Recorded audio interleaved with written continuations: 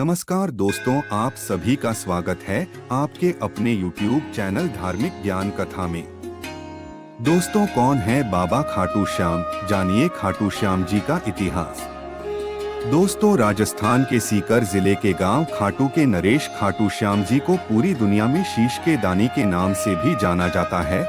खाटू श्याम जी बाबा श्याम, हारे का सहारा, लखदातार, नीले घोड़े का सवार, मोरविनंदन, खाटू नरेश और शीश का दानी, जितने निराले बाबा श्याम के नाम और भक्त हैं, उतना ही रोचक इनका इतिहास है।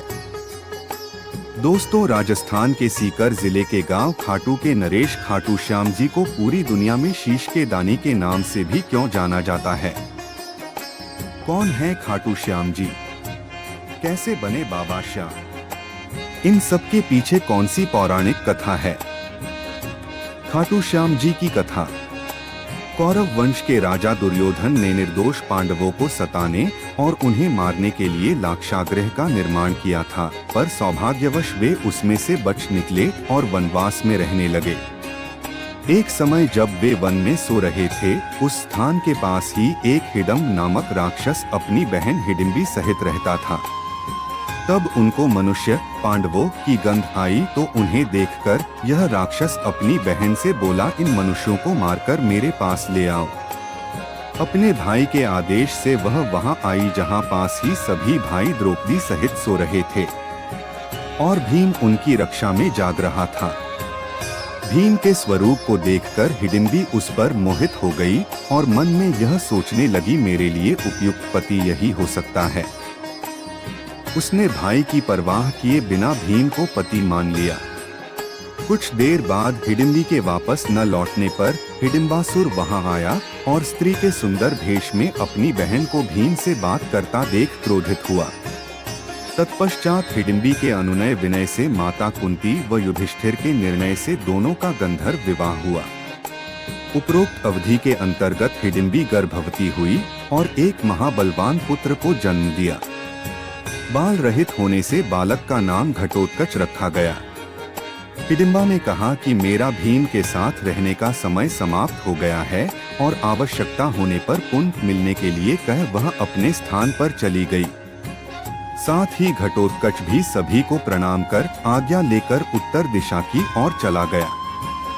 जल्द ही कृष्ण के कहने पर मणिपुर में मुर्दैत्य की लड़की कामकंटका से गंधर्व विवाह हुआ व कुछ समय व्यतीत होने के पश्चात उन्होंने महान पराक्रमी पुत्र को जन्म दिया, जिसके शेर की भांति सुंदर केशों को देखकर उसका नाम बर्बरीक रखा।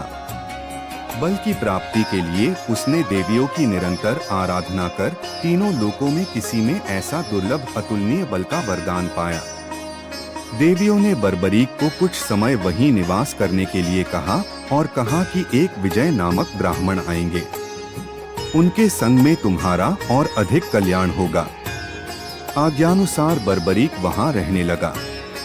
तब मगध देश के विजय नामक ब्राह्मण वहां आए और 7 शिवलिंगों की पूजा की, साथ ही विद्या की सफलता के लिए देवियों की पूजा की।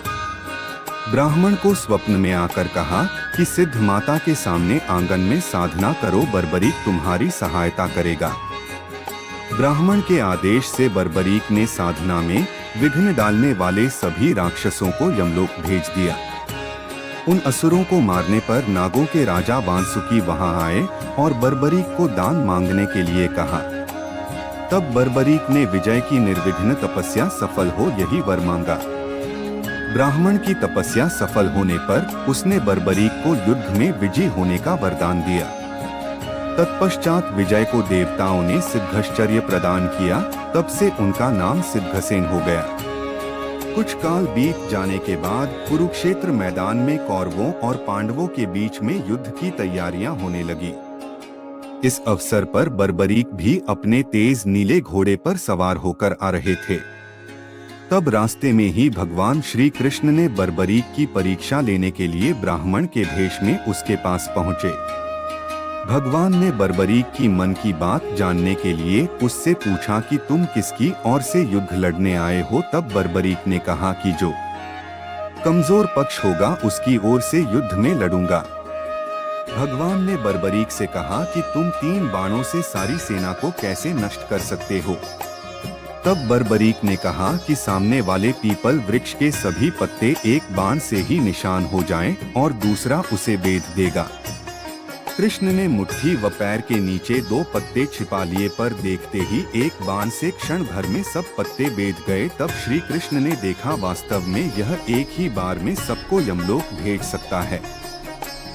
तब ब्राह्मण बने श्री कृष्ण ने बर्बरीक से याचना की। तब बर्बरीक ने कहा है, ब्राह्मण क्या चाहते हो? तब श्री कृष्ण ने कहा कि क्या सबूत है, जो मैं मांगूंगा वह मुझे मिल जाएगा।